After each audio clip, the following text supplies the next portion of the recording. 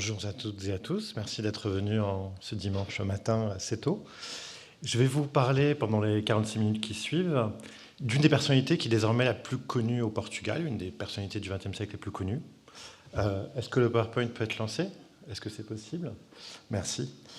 Qui, en octobre dernier, a eu les honneurs du Panthéon du Portugal. Au Portugal, il y a également un Panthéon où vous retrouverez, si vous y allez en plein cœur de Lisbonne, Amália Rodrigues ou le genre de footballeuse Eusébio, mais aussi des personnalités politiques et littéraires. Et depuis donc octobre dernier, Sousa Mendes a les honneurs du Panthéon. Son corps est resté dans son village. La famille n'a pas voulu que le corps soit présent au Panthéon. Et c'est une histoire, comme on le verra, qui est en partie proche de chez nous, parce qu'elle se passe à Bordeaux, à Bayonne et à Hendaye principalement. Cette notoriété actuelle, peut-être que vous en avez déjà entendu parler, c'est peut-être pour ça que vous êtes venus, tranche avec le fait qu'après sa mort, en 1954, il meurt dans l'oubli le plus absolu, après ses actes d'avoir sauvé des milliers de personnes, au lieu d'être récompensé, au lieu d'être honoré, au lieu d'être reconnu, il va tomber dans la misère à cause du fait d'avoir sauvé des personnes. Et donc il va tomber dans la misère, il va être destitué de ses fonctions, il va être fréquemment malade, et il va mourir en 1954 dans l'oubli le plus absolu, au Portugal. Et ça, c'est sa maison. Il avait un grand palais dans le cœur du Portugal, et ça, c'est sa maison qui montre bien, en fait, comment l'oubli, la misère, la décadence qu'il a connue dans son propre corps, et sa famille a connu, s'est matérialisé dans la maison. La maison est maintenant en train d'être reconstruite, et deviendra un lieu de mémoire, un musée.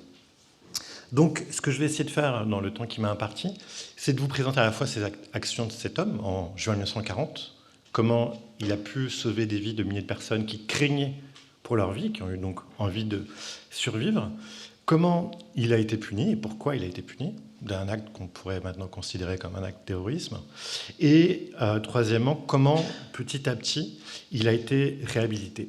Le piège dans ce genre quand on fait ce genre d'histoire, et notamment Sousa Mendes, c'est que très souvent, j'ai déjà parlé de héros. Et le problème, quand on parle des héros, c'est qu'on focalise toute l'attention sur eux, et on oublie un peu les éléments extérieurs et les autres personnages qui ont pu éventuellement participer à cette action, et je vais essayer aussi de ne pas les oublier. Et un autre piège aussi, quand on étudie ce genre de personnalité, quand on étudie un moment dramatique, comme sont les événements de juin 1940, c'est de penser que toute la vie de la personne était vouée à accomplir cet acte. Et il ne faut pas non plus se faire une image pieuse de Sousa Mendes, et toute sa vie précédente n'explique pas cet acte. Et ce qui le rend d'autant plus fort, c'est pourquoi, et vous comprendrez pourquoi quelqu'un qui n'était pas vraiment amené à faire cet acte-là, l'a accompli. Sousa Mendes naît en 1885, Aristide Sousa Mendes, né en 1885, dans le cœur du Portugal. À Cabanes de Viriato, à côté de Viseu, si vous connaissez le Portugal. Et il vient d'un milieu aristocratique. Son père est juge, il ne vient pas du tout d'un milieu populaire. Son père est juge, il a un frère jumeau, comme vous le voyez, César, qui lui-même deviendra diplomate et qui deviendra même ministre des Affaires étrangères, sera le premier ministre des Affaires étrangères du premier gouvernement d'Antonio Oliveira Salazar, qui va devenir le dictateur, dont on entendra parler un peu plus tard. Et donc, il fait des études de droit à l'université de Coimbra, la prestigieuse université de Coimbra, avec son frère. Et dès 1910, quelques mois avant le début de l'avènement de la République, il devient diplomate. Il vient d'un milieu conservateur, très catholique, monarchiste, et ne sera pas du tout un soutien de la République. Oubliez l'idée que c'est une personne de gauche, ce n'est pas du tout le cas. Le milieu diplomatique au Portugal est extrêmement conservateur. Et donc, à partir de 1910, il devient diplomate, il commence... Alors, il est affecté en Guyane britannique, mais c'est très court. Ensuite, il va à Zanzibar, en Afrique. Puis, il est nommé plusieurs fois au Brésil. Puis, il va quelques années à San Francisco, aux États-Unis. Et surtout, à partir de 1929, il est consul du Portugal à Anvers, en Belgique. Et une des choses qui marque beaucoup les gens qui le côtoient au cours de ses différents voyages, c'est sa famille. Il a eu, avec sa première épouse, Angelina, 14 enfants. 12 ont survécu, ce qui est pour l'époque, pour le Portugal, beaucoup, parce que le taux de mortalité infantile était énorme. Les 14 ne sont pas là, je crois que j'en ai compté 10. Donc c'est une famille extrêmement nombreuse. Et donc à chaque fois, vous imaginez, à chaque affectation, il fallait trouver un logement pour cette grande famille. Une des missions des consuls était notamment à l'étranger, représenter le Portugal. Notamment à Anvers, il y a une partie commerciale très importante avec le port d'Anvers. Mais c'est aussi de donner des papiers d'identité ou des passeports aux Portugais qui habitent à l'étranger. Notamment au Brésil, il y a beaucoup de Portugais, il y en a aussi à San Francisco. Et tout au long du XXe siècle, un des problèmes pour le ministère des Affaires étrangères était d'éviter que des gens qui ne soient pas portugais obtiennent des papiers portugais. Et ça touchait une population, et vous comprendrez certaines choses ensuite, je vais essayer de passer rapidement. C'est comme vous le savez, le Portugal avait une population juive importante au Moyen-Âge, qu'à partir de la fin du XVe siècle, une partie de cette population a été victime de l'Inquisition, et beaucoup de ces juifs portugais soit sont convertis, soit, ou après, ont quitté le Portugal. Vous connaissez les communautés juives à Saint-Esprit et à Bayonne. À Bordeaux, vous connaissez tous ces noms, Peixoto, etc. Ou Mendes France, qui est le cas le plus connu, à Paris, etc. Et là, c'est une carte qui montre les départs vers une ville en particulier, qui est maintenant en Grèce, mais qui à l'époque n'était pas en Grèce, qui s'appelle Salonique. Et beaucoup de juifs séfarades, venant du Portugal ou d'Espagne, sont installés à Salonique, qui était une des grandes villes dans la Méditerranée juive. Et un certain nombre d'entre eux avaient conservé des rituels soit plutôt castillans, soit plutôt portugais. Salonique est dans l'Empire ottoman où ils jouissent d'une liberté de culte assez large jusqu'en 1912. Et en 1912-1913, Salonique devient une ville grecque. Et beaucoup de ces juifs de cette ville, on ne voit pas ça vraiment d'un très bon œil, puisqu'ils avaient une certaine liberté, ils avaient formé une sorte d'État dans l'État, comme on disait dans la Bible maçonnique, et donc ils vont essayer de se protéger en demandant la nationalité d'autres pays. En considérant qu'avec la nationalité d'un autre pays, en n'étant pas grec, ils vont pouvoir avoir une protection. Et certains d'entre eux obtiennent la nationalité espagnole, soit autrichienne, et une petite minorité d'entre eux, environ 500, on ne sait pas très bien, obtiennent de s'inscrire au consulat du Portugal à Salonique. Et commence un quiproquo, c'est-à-dire que beaucoup d'entre eux pensent qu'ils sont devenus portugais, ou qu'ils sont redevenus portugais, parce qu'ils l'avaient été, il fut un temps, alors que pour le Portugal, cette inscription est purement provisoire et n'implique pas du tout la naturalisation. Sauf que ces personnes vont penser qu'elles sont portugaises, et Salonique va connaître la Première Guerre mondiale, les troupes françaises vont s'installer à Salonique, va connaître un énorme incendie en 1919, et Salonique va devenir une ville beaucoup moins riche. Et un certain nombre de Juifs de Salonique vont s'installer en France, au Brésil, aux États-Unis, et donc un certain nombre viennent en France, ou partout en Europe, avec des documents portugais. Et là, la grande hantise du ministère des Affaires étrangères portugais, c'est que ces gens qui ne sont pas considérés comme portugais aient des papiers portugais. Ça, c'est important. Pourquoi ? Parce que dès les années 30, au ministère des Affaires étrangères portugais, il y a cette hantise de Juifs qui se disent portugais, mais qui ne le sont pas, pour eux. Il y a aussi cette crainte qu'à partir de 1933, beaucoup de Juifs qui quittent l'Allemagne ou l'Autriche ensuite demandent des papiers portugais. Et donc déjà, on vit dans un environnement au Portugal où il y a un ensemble de lois, de décrets-lois, etc., qui visent à empêcher les personnes qui sont considérées comme non portugaises, et beaucoup d'entre elles sont juives, de ne pas obtenir ces papiers. Et ce qui est intéressant, ce que j'ai pu voir dans les archives, c'est que quand il est consul du Portugal à Anvers, Sousa Mendes, parfois, essaye d'aider certaines de ces personnes en les inscrivant, ce qui est une protection. Et il se fait déjà rappeler à l'ordre, par exemple, dès 1938, il se fait rappeler à l'ordre, vous ne pouvez pas inscrire ces personnes qui ne sont pas portugaises. Sousa Mendes, après plusieurs années à Anvers, est nommé consul à Bordeaux, en 1938. Il arrive à Bordeaux en 1938, c'est un consulat important. Il y a l'activité portuaire, qui est une ressource pour les consuls. Et, évidemment, quasiment un an après son arrivée, la guerre éclate.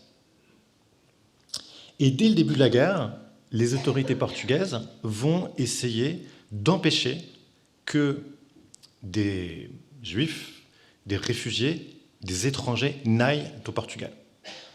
On craint quoi ? On craint les révolutionnaires. Le Portugal est dirigé depuis... Il y a une dictature qui s'est constituée à partir de 1926, et le principal homme de cette dictature, c'est António de Oliveira Salazar, qui devient Premier ministre en 1932 et qui le restera jusqu'en 1968, donc pendant 36 ans. C'est long. Et quand il mourra, la dictature lui survivra encore quelques 6 années et la démocratie n'arrivera qu'en 1974. Et Salazar met en place une dictature de droite, nationaliste, conservatrice, et tout ce qui vient de l'étranger est vu comme dangereux, comme pernicieux, comme potentiellement révolutionnaire.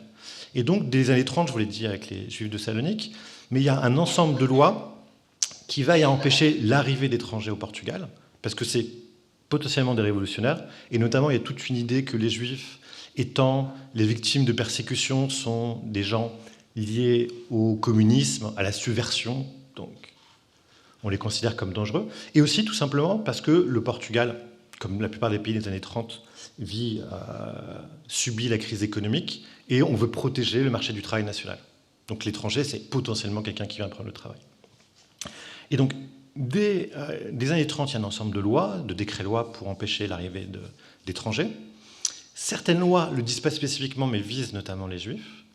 Et une des lois les plus connues, celle que vous verrez dans tous les manuels, c'est une circulaire 1914 du ministère des Affaires étrangères qui a envoyé à tous les ministres et tous les consuls, qui date du 11 novembre 1939, donc 2 mois après le début de la guerre, et qui dit, donc c'est plusieurs pages, mais que les consuls ne peuvent pas librement concéder des passeports ou des visas, plutôt des visas sur des passeports, à certaines catégories de la population. Parmi elles, ceux qui possèdent un passeport Nansen. Les passeports Nansen, c'est des passeports qui ont été concédés pour que les Russes qui ont quitté la Russie à partir de 1917 puissent avoir des documents pour voyager, ne puissent pas le donner à des apatrides, alors qu'on est dans une Europe où il y a des milliers d'apatrides, notamment des Autrichiens qui ne peuvent pas voyager, et ne peuvent pas les considérer des Juifs qui ne peuvent pas retourner dans leur pays. Qu'est-ce que ça veut dire? Comme vous le savez, l'Allemagne nazie, à partir de 1933, expulse ou fait partir des milliers de Juifs qui ont sur leur passeport un J qui fait que s'ils partent, ils ne peuvent plus revenir en Allemagne. Et donc, il y a ce texte qui fait que quand il reçoit une demande de visa, un consul portugais doit demander l'autorisation du ministère des Affaires étrangères à Lisbonne.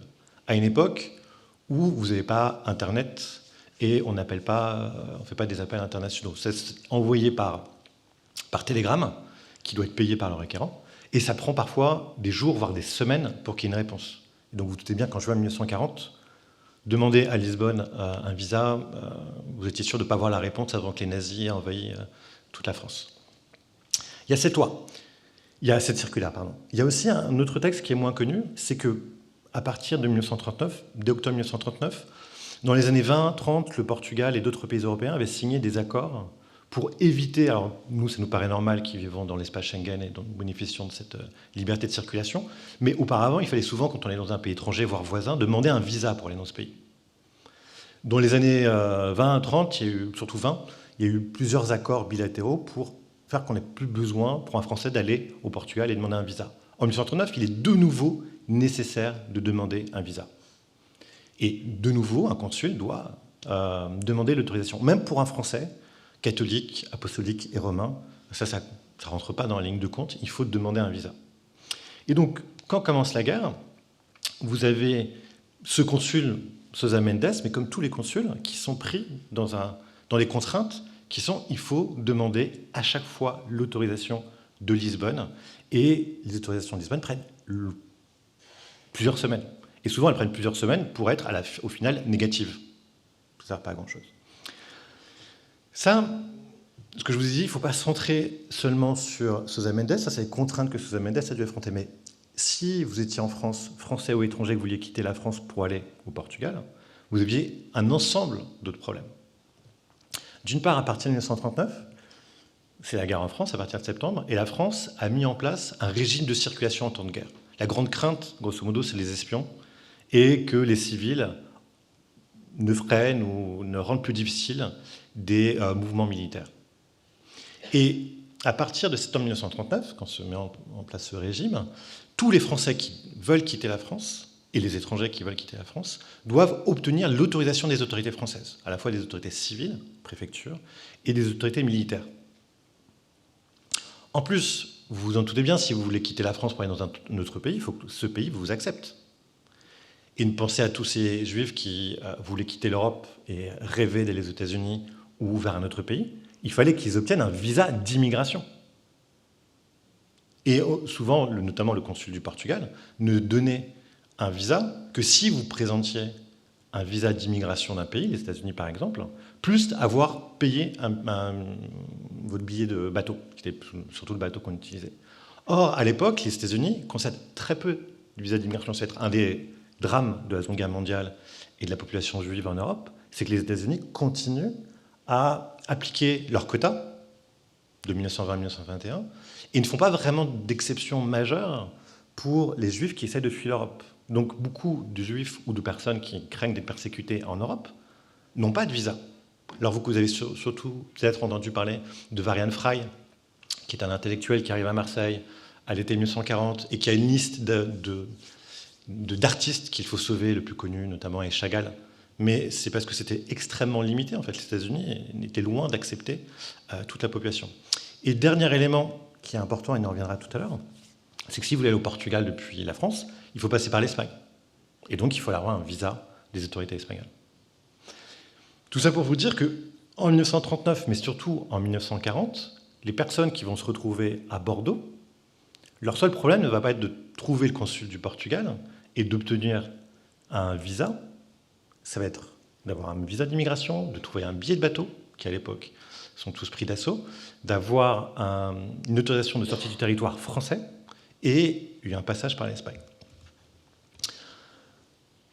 En mai-juin 1940, c'est ce que les historiens appellent, ou ce qu'on appelle tous, l'exode. L'exode, c'est difficile de le représenter de nos jours, c'est de 8 à 10 millions de personnes, pas que des Français, des Belges, des Néerlandais, des Luxembourgeois, qui quittent leur domicile, parfois sous les bombes, et qui vont vers le sud, avec cet espoir d'une réédition de la Première Guerre mondiale, c'est qu'à un moment, les troupes françaises arrêtent sur la Marne, sur la Seine, sur la Loire, les troupes allemandes, ce qui, comme vous le savez, ne va pas arriver. Et donc, il y a ce reflux de population qui craignent, d'une part, de se retrouver sous les bombes, qui craignent ce qu'on appelait à l'époque les atrocités allemandes, le fait que l'armée allemande s'attaque aux civils, qui craignent, pour certains d'entre eux, d'être arrêtés parce qu'ils sont allemands anti-nazis, parce qu'ils sont juifs, parce qu'ils ont eu maille à partir avec les nazis auparavant, ils pensent qu'ils peuvent avoir des problèmes. Et donc, c'est une population qui descend vers le sud, vers Marseille, vers la Bretagne, vers le Massif central, et notamment vers Bordeaux. Et ça, c'est une des rares images qu'on a de juin 1940 à Bordeaux, c'est ces voitures qui arrivent, pour peu que vous ayez une voiture. Beaucoup de gens ont fait ça à pied ou avec leur bicyclette. Et pendant cet exode, les historiens estiment, c'est difficile de savoir, qu'il y a eu environ 100 000 morts. Des gens qui sont morts par bombardement, par accident, par différentes causes. Et Bordeaux est l'un des points d'arrivée, ce n'est pas le seul. Bordeaux a différents avantages. Bordeaux, d'une part, est le point d'arrivée, comme vous le savez, du gouvernement, qui, après avoir quitté Paris, être resté un temps sur des châteaux de la Loire, arrive à Bordeaux.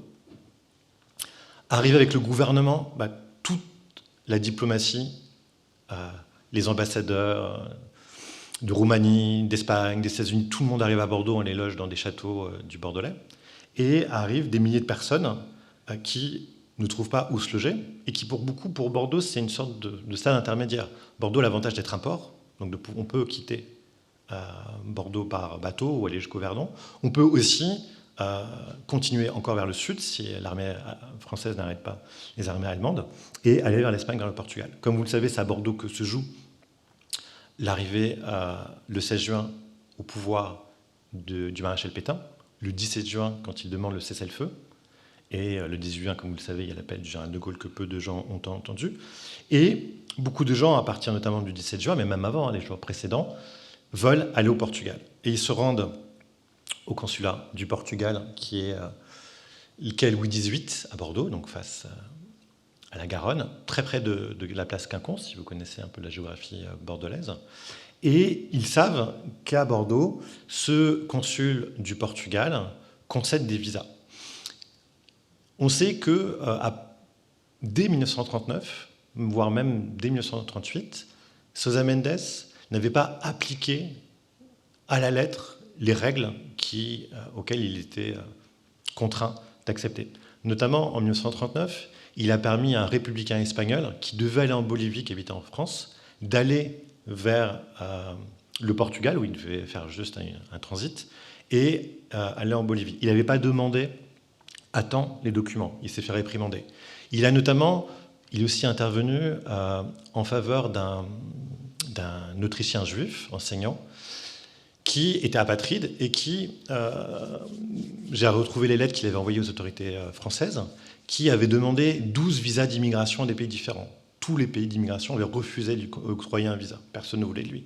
Et il était dans cette situation un peu folle, c'est qu'il était en France, il était obligé de quitter la France, sauf qu'aucun pays ne voulait l'accepter. Et comme aucun pays ne voulait l'accepter, ce qu'il risquait, c'était d'être interné dans un camp d'internement. Et la seule personne qui a accepté de lui donner un visa, c'est Sousa Mendes. Sousa Mendes, quand il lui donne un visa qui lui permet d'aller au Portugal pour ensuite essayer de partir dans un autre pays, il se fait réprimander. Donc on sait qu'il y a quelques pistes qui montrent que Sousa Mendes, avant même 1940, avait l'air d'être attentif à la souffrance de ces personnes qui étaient expulsées de leur pays, mais dont personne ne voulait. Ce qu'on appelle les indésirables au monde, ces réfugiés dont personne ne veut. Et donc, dès juin, et surtout à partir du 17 juin, Sousa Mendes commence à concéder des visas sans demander l'autorisation de Lisbonne. Et là, comme je vous l'ai dit tout à l'heure, avec cette figure héroïque, on a beaucoup centré sur Sousa Mendes, mais on oublie que si Sousa Mendes signait des visas pour rentrer au Portugal, il fallait rentrer en Espagne. Et une chose qui est souvent moins connue, c'est qu'il y a eu un rôle d'un diplomate espagnol, que vous connaissez probablement pas, qui est encore assez peu connu, qui s'appelle Eduardo Proper y Calderón. C'est-à-dire que ce monsieur, qui était un diplomate espagnol, également franquiste, n'y voyez pas quelqu'un d'extrême gauche, en aucun cas conservateur, qui travaillait à l'ambassade de l'Espagne à Madrid. L'ambassade espagnole à Madrid se déplace dans le Bordelais, il se rend au consulat pour voir comment vont les choses, et il se rend compte que le consul espagnol à Bordeaux est parti, a fermé le consulat et est parti. Donc toutes les personnes qui voulaient aller au Portugal avaient besoin d'un visa espagnol, se retrouvaient face à un consulat fermé. Et Proper y Calderón a décidé, en justifiant cela du fait des conditions exceptionnelles, d'ouvrir, alors qu'il n'est pas consul, d'ouvrir le consulat et de viser, lui aussi, des visas de transit vers l'Espagne. Donc si on fait un peu d'histoire contrefactuelle, l'action de Sousa Mendes aurait pu être réduite quasiment au néant si ce Proper y Calderón ou d'autres consuls espagnols, notamment il y en avait un Honda, il y en avait un Pau, etc., n'avaient pas signé également des visas de transit.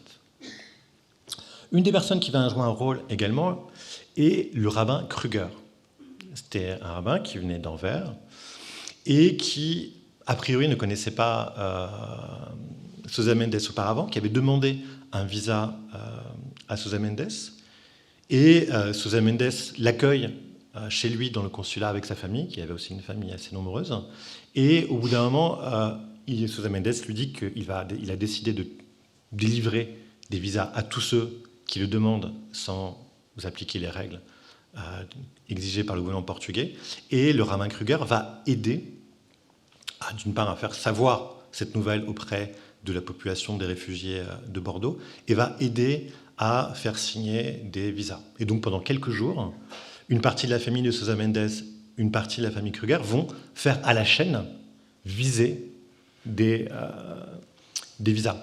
Il y a une anecdote aussi sur Proper y Calderón qui disait que lui-même visait des visas avec les deux mains pour aller plus vite. Alors c'est une légende, etc. Mais il faut bien voir qu'il y avait des centaines, des milliers de visas à signer. Donc on sait que Sousa Mendes décide, et il sait qu'il est hors du cadre de la loi, de signer des visas. Et le 20 juin, il décide d'aller à Bayonne, où vous avez un consulat du Portugal, donc rue du Pilori, donc au fond de la rue, vous voyez la cathédrale. Et il décide d'aller à Bayonne parce qu'une grande partie du flot des réfugiés a quitté Bordeaux, ceux qui veulent partir, a quitté Bordeaux et sont dirigés vers la frontière avec l'Espagne.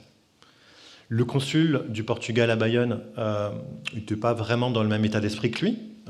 Il voyait tous ces gens s'agglutinaient. Il faut voir que Bayonne était, comme Bordeaux, pleine de réfugiés. Les gens dormaient dans la rue, il n'y avait plus de place dans les hôtels. Les gens étaient partout.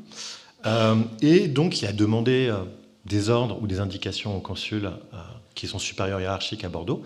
Et Sousa Mendes décide de venir à Bayonne. Et à Bayonne, il fait la même chose qu'il fait à Bordeaux. Il décide, à partir de maintenant, de donner des visas à tous ceux qui les demandent. Et une des grandes craintes, c'est que le consulat était dans une vieille maison, et on craignait notamment que les gens, s'amoncellant dans les escaliers, que l'escalier tombe, ce qui était un danger. Et donc, il décide de prendre les passeports dans la rue, de les monter, de les faire signer, et ensuite de les redistribuer. Et donc, pour beaucoup, ça a été vu comme la possibilité, si on obtenait un visa espagnol, de voir sa vie sauvée. Très très vite, les autorités portugaises vont être au courant. Pourquoi elles vont être au courant? Parce que le 20 juin notamment, une Anglaise qui a obtenu un visa à Bordeaux se plaint. Elle se plaint notamment, elle dit oui, le consul certes donne des visas, mais il demande de l'argent pour un fonds de charité. On peut y dire une sorte de suspicion de corruption. Et donc le 20 juin, les autorités britanniques demandent des informations au Portugal. Ça met la puce sur l'oreille aux autorités portugaises. Et du côté espagnol, l'ambassadeur du Portugal en Espagne, qui est très très proche de Salazar, voit que beaucoup de réfugiés rentrent en Espagne en direction du Portugal, donc décide d'aller sur la frontière. Et Sousa Mendes ne s'arrête pas à Bayonne, il décide d'aller au plus près de la frontière, et il se rend à Hendaye, sur la frontière, où il décide de viser des passeports. Et là encore, il faut vraiment avoir à l'esprit que ce visa de Sousa Mendes n'était pas suffisant pour entrer en Espagne. Il y a notamment dans la presse espagnole, il y avait la presse qui était franquiste, la presse espagnole qui se plaisait à décrire Hendaye, Irún, la frontière, le point international que vous connaissez probablement, en disant que seuls rentraient en Espagne ceux qui avaient un visa espagnol. Et il donnait un cas que vous connaissez peut-être, qui est celui de Kerensky, qui avait été un des premiers ministres russes en 1917, qui ensuite va quitter le pouvoir avec la révolution de Lénine et de ses acolytes, et qui est réfugié en France. Il obtient un visa portugais en juin 1940, il obtient une sortie du territoire français, et quand il se présente à Hendaye le 15 juin 1915, si j'ai bonne mémoire, on lui refuse l'entrée. On lui dit « mais vous n'avez pas de visa espagnol ». Oui, visa espagnol, tout à fait. Donc on l'oblige à rentrer à Pau pour obtenir un visa espagnol. Et dans la presse espagnole, ce qu'on dit, c'est que ne rentrent seulement en Espagne que ceux qui ont un visa espagnol. Et pour que vous ayez une idée, dans la presse, ça explique aussi que le consulat d'Espagne à Hendaye a été envahi par des demandeurs, que même un mur est tombé, tant la pression de la foule était importante. Donc là encore, le rôle de Sousa Mendes est primordial, mais vous voyez, il y a ces consulats espagnols qui ont été extrêmement importants. Et donc, il va à Hendaye et continue de concéder des visas jusqu'à ce que l'ambassadeur du Portugal en Espagne le retrouve, lui demande ce qu'il fait, lui dit d'arrêter, communique aux autorités espagnoles que désormais les visas du consul du Portugal à Bordeaux sont nuls et non avenus. Donc en fait, à partir du 25, ils ne valent plus rien. Et ce que va dire cet ambassadeur, c'est il lui semble que Sousa Mendes est devenu fou, c'est ce qu'il va dire. C'est ce qu'il va également dire à la presse espagnole, et il y a notamment un article de presse espagnole qui dit que le consul est devenu fou, et il lui demande d'arrêter son action, de rentrer à Bordeaux, de prendre ses affaires et d'aller au Portugal. Il semblerait que le 25 juin, Sousa Mendes réussisse encore à faire passer un convoi de réfugiés par la frontière de Biriatou. La frontière de Biriatou un peu plus loin. À l'époque, il n'y a pas encore autant de télégrammes que de... Et donc, en fait, il semblerait que les douaniers à Biriatou n'étaient pas au courant et qu'ils réussissent à faire passer en jouant un peu de son autorité de consul. Et donc, son action s'arrête le 25 juin. Le 25 juin, on lui ordonne de rentrer au Portugal pour devoir rendre des comptes. Et si l'ambassadeur du Portugal dit qu'il est fou, c'est qu'il y a une raison. C'est que sa crainte est de dire que, en donnant des visas, Sousa Mendes peut mettre en péril la stratégie portugaise, qui est celle de Salazar, qui est d'éviter à tout prix que le Portugal ne rentre dans la guerre. Salazar aura une seule aura la grande préoccupation. Il ne veut surtout pas que le Portugal rentre dans la guerre. Et donc, il ne veut pas donner de justification ou de raison à l'Allemagne de s'attaquer au Portugal. Ça peut nous paraître étrange a posteriori, mais c'est sa grande crainte. Et donc, ce que dit l'ambassadeur espagnol, c'est est-ce que les Allemands ne vont pas aller pourchasser ces réfugiés jusqu'au Portugal et envahir le Portugal? C'est vraiment la grande crainte. La grande crainte du Portugal pendant la Seconde Guerre mondiale, c'est que l'Espagne et l'Allemagne s'entendent pour envahir le Portugal. Non pas parce que le Portugal et ses plages, etc., c'est pas ça, c'est parce que c'est le grand allié de la Grande-Bretagne. Et donc de faire une réédition de ce qui s'est passé pendant la guerre napoléonienne, où les troupes de Napoléon ont envahi le Portugal pour importuner surtout l'Angleterre. Et donc, dire que Sousa Mendes est fou, c'est disculper le gouvernement portugais. C'est pas de notre faute, c'est le consul qui est devenu fou. C'est pas nous. Début juillet, Sousa Mendes est contraint de rentrer à Lisbonne et le ministère des Affaires étrangères met en place un dossier disciplinaire, fait une enquête pour savoir ce qu'il est. Une des choses qu'il est importante de savoir, c'est que le ministre des Affaires étrangères de l'époque s'appelle Antonio de Oliveira Salazar. C'est-à-dire que Antonio Salazar est Premier ministre, ministre des Finances, ministre de la Guerre, ministre des Affaires étrangères. Et je peux en oublier. Et donc, en faisant cela, c'est à Salazar personnellement, c'est à son ministre qu'il a désobéi. Et donc, des diplomates font une enquête, et il y a des gens qui témoignent à charge, l'ambassadeur du Portugal en Espagne, le directeur de la police politique, qui se plaint de toutes les infractions commises, de l'arrivée, fin juin 1940, de milliers de réfugiés à la frontière, qui ont un visa, donc il faut les laisser rentrer. Et de toute façon, les Espagnols disent « Ah non, mais il a un visa, donc nous, on ne les garde pas. Vous avez accepté, vous avez accepté. » Donc, fort peu heureux de cela. Sousa Mendes réussit à faire témoigner des gens pour lui, ou du moins fait témoigner des gens, et notamment l'ambassadeur du Portugal en Belgique, qui lui-même a subi l'exode, a quitté la Belgique, est arrivé à Bordeaux, et qui ne veut pas trop défendre Sousa Mendes tout en le défendant. Et notamment, il a un discours, il dit, je vous paraphrase, il décrit les horreurs de l'exode, et il dit, il fallait avoir une force surhumaine pour pouvoir appliquer les ordres, alors que vous aviez des centaines de personnes qui lui suppliaient, qui pleuraient, qui disaient qu'ils allaient se faire fusiller et qui risquaient des camps de concentration. Mais il dit, en disant ça, il dit Sousa Mendes n'a pas été un bon fonctionnaire parce qu'il a désobéi. Mais il essaye de montrer, en parlant de camps de concentration, de fusillement, de guerre, de bombardement, les conditions telles qu'elles étaient. Donc, il y a des témoignages plutôt contre, des témoignages qui essayent de mettre dans leur contexte l'acte de Sousa Mendes.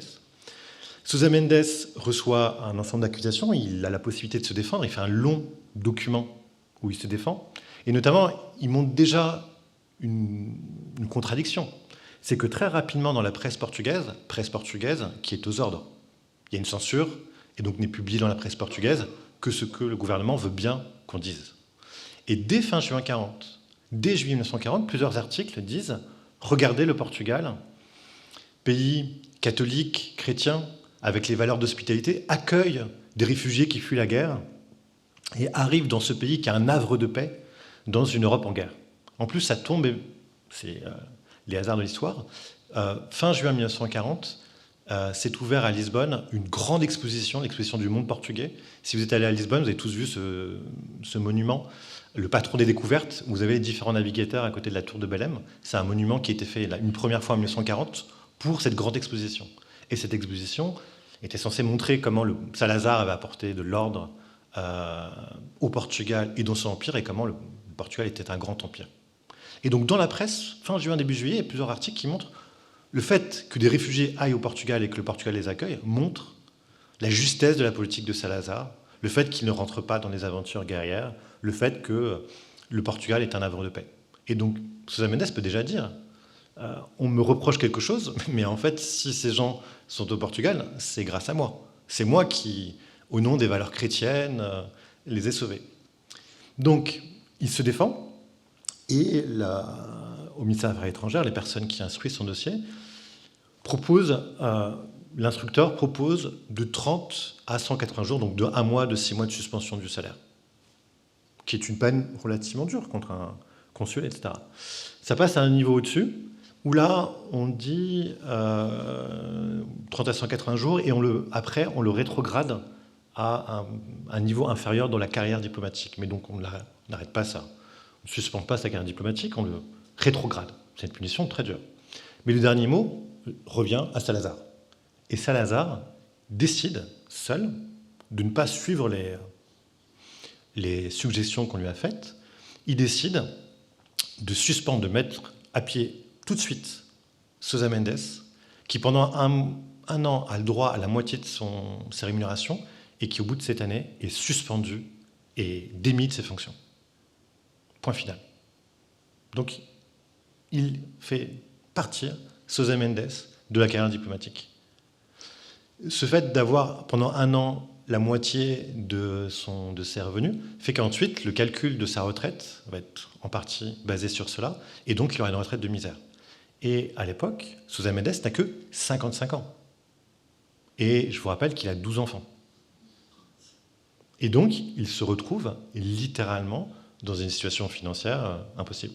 Et ensuite, imaginez comment voulez-vous trouver un emploi au Portugal si vous avez la réputation de persona non grata. Donc, évidemment, Sousa Mendes va essayer de faire tout ce qu'il peut pour revenir sur décision. Il va essayer de rencontrer à plusieurs reprises Salazar. Salazar refusera toujours de le rencontrer. Son frère connaît Salazar, il a été ministre. Son frère écrit rien du tout. Au ministère des Affaires étrangères arrivent quelques lettres de réfugiés qui remercient le ministère de les avoir obtenu un visa, etc. Beaucoup de ces réfugiés ne vont pas avoir conscience de l'acte et du risque qu'a commis le consul. Ils ont pensé qu'il a fait son travail et rien de plus, mais certains vont le remercier. Ça n'a aucune incidence. Et donc, à partir de 1940, Sousa Mendes se retrouve dans la misère. Ses premières actions n'ont aucun effet. En 1945, c'est la fin de la guerre, et dès le lendemain de la fin de la guerre, le 9 mai 1945, Salazar fait un discours à l'Assemblée nationale portugaise pour fêter la fin de la guerre, pour s'auto-congratuler du fait que le Portugal ne soit pas rentré dans la guerre, pour dire que, évidemment, qu'il a toujours appuyé depuis le début l'Angleterre et les États-Unis, alors que c'est un peu plus compliqué que cela. Et notamment, il dit, et pendant cette guerre, nous avons pu montrer nos valeurs chrétiennes, notre moralité, en accueillant des réfugiés. Le Portugal a été le lieu qui a permis à des réfugiés, notamment pendant la guerre, il y a eu quelques enfants juifs qui ont pu transiter par le Portugal pour aller soit vers la Palestine, soit vers les États-Unis. Donc pour s'auto-congratuler d'avoir permis de sauver des réfugiés, notamment des juifs. Vous voyez l'ironie de la chose. Ça veut dire qu'il a suspendu et relégué dans la pire des misères celui qui a permis cela, mais s'auto-congratule. Sousa Mendes pense que c'est peut-être le moment, en fait. La guerre est finie, on n'a plus peur que les Allemands envahissent le Portugal, et il écrit de nouveau à Salazar, il écrit à l'Assemblée nationale, il écrit à l'ambassade anglaise, il écrit à des autorités belges, parce que beaucoup de Belges sont passés par le Portugal. Rien. Strictement rien. C'est-à-dire que Salazar ne daigne toujours pas l'accueillir. Et en dépit de l'intervention de l'ambassade anglaise, d'autorités belges, rien du tout. Et il continue. Une grande partie de la population portugaise ne sait pas du tout ce qui lui est arrivé. Il y a quelques articles de presse qui paraissent dans le Brésil, parce qu'il a eu des contacts dans le Brésil, mais strictement rien. Même l'opposition portugaise, l'opposition anti-salazariste, ne sait pas du tout ce qui lui est arrivé. Et donc, en dépit de la fin de la guerre, Sousa Mendes va continuer à ne pas pouvoir trouver d'emploi, à vivre dans la misère, à être très fréquemment malade. Et je vous ai montré tout à l'heure son palais. Il avait des biens qu'il doit vendre au fur et à mesure pour pouvoir s'alimenter. Une grande partie de ses enfants doivent quitter le Portugal. Certains vont aux États-Unis, parce que certains d'entre eux sont nés aux États-Unis, et donc 2 d'entre eux vont notamment participer à la Seconde Guerre mondiale sous l'uniforme américain. Certains partent au Congo belge, puisqu'ils avaient déjà des liens, mais une grande partie de sa famille se disloque, parce qu'il est impossible qu'il reste et qu'il puisse vivre au Portugal. Sa première épouse meurt, il se remariera peu après, avec une personne qui d'ailleurs était de Pau, et qui est enterrée au cimetière de Pau, et Sousa Mendes meurt en 1954, dans l'oubli. Il y a une nécrologie qui paraît au Congo belge, parce qu'il a de la famille au Congo belge, mais sinon, personne ne sait ce qu'il a fait. Il n'y a strictement aucun article, nulle part, sauf cet article que je vous ai évoqué. Au début des 50, un de ses fils, qui est aux États-Unis, écrit un livre, un roman, qui tirait de l'histoire de son père. Mais son livre a quasiment aucun succès, et personne ne s'en empare. Et donc, je pourrais presque arrêter mon histoire là, sauf que les choses ont changé. Qu'est-ce qui a changé? D'une part, vous avez vu tout à l'heure, je vous ai montré la photo du rabbin Kruger.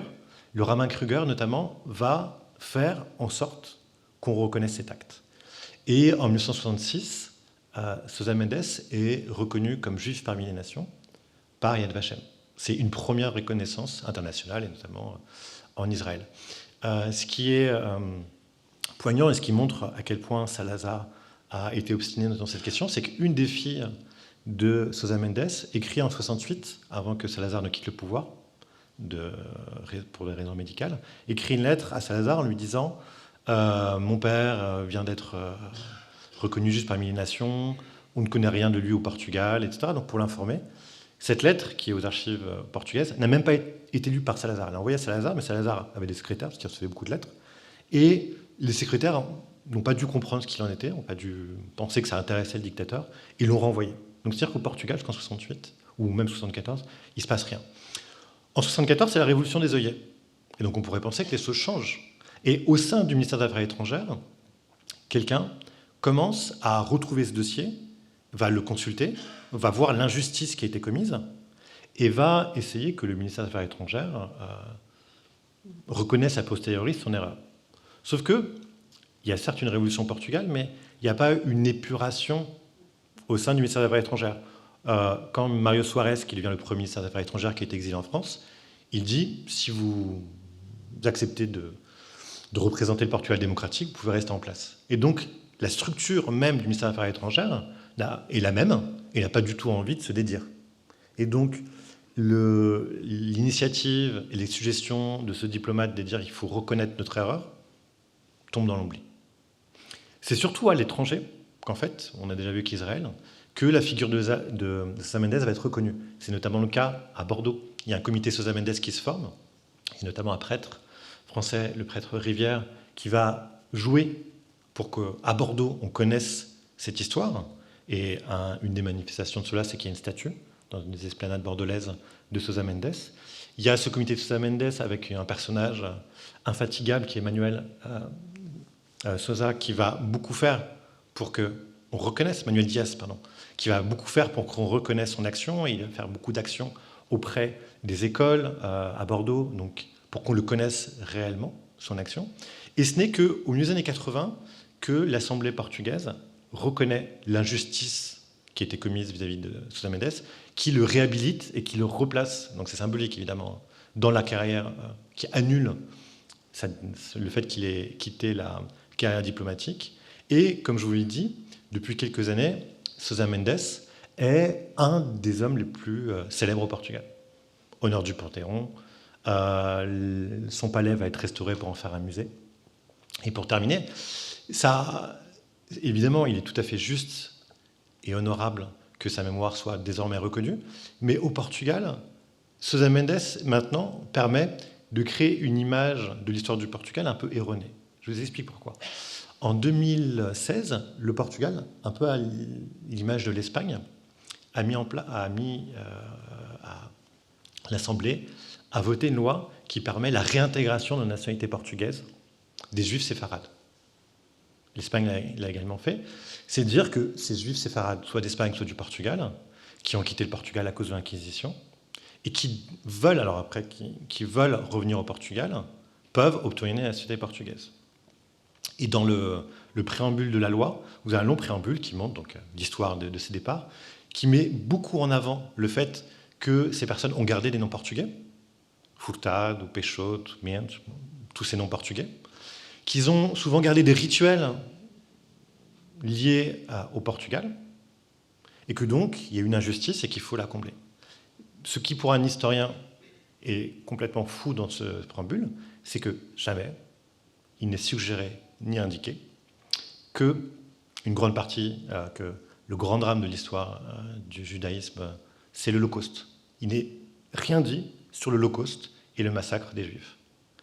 notamment un des lieux qui a été toute l'Europe dominée par l'Allemagne, mais notamment à Salonique, quasiment, qui est une grande ville juive d'Europe, a complètement été décimée par les Allemands et par l'Holocauste. Là, quasiment tous les Juifs de Salonique ont été. Et en partie, ce que ça cache, ce que Sousa Mendes cache, c'est que pendant la guerre, il y a eu la possibilité pour le Portugal, et notamment pour Salazar, c'est Salazar qui est le coupable ici, hein, j'entends bien, de permettre le rapatriement de Juifs séfarades qui étaient en France, à Amsterdam, une grande communauté, beaucoup de Juifs d'Amsterdam étaient d'origine portugaise, et à Salonique. Et Salazar n'a strictement rien fait pour sauver les communautés juives d'Amsterdam et de Salonique. Et donc le Portugal se crée une histoire, nous avons sauvé une population juive, alors qu'en fait, le Portugal, et ce qui est étonnant, c'est que maintenant on est en démocratie et qui n'est pas responsable des actes de Salazar, ne l'a pas du tout été fait. Donc le Portugal se crée maintenant une figure, à travers Sousa Mendes, de grand sauveur de la population juive pendant la Seconde Guerre mondiale, alors que, comme vous le voyez, la réalité est bien plus complexe. Je vous remercie et je suis disponible pour répondre à toutes vos questions. Merci beaucoup.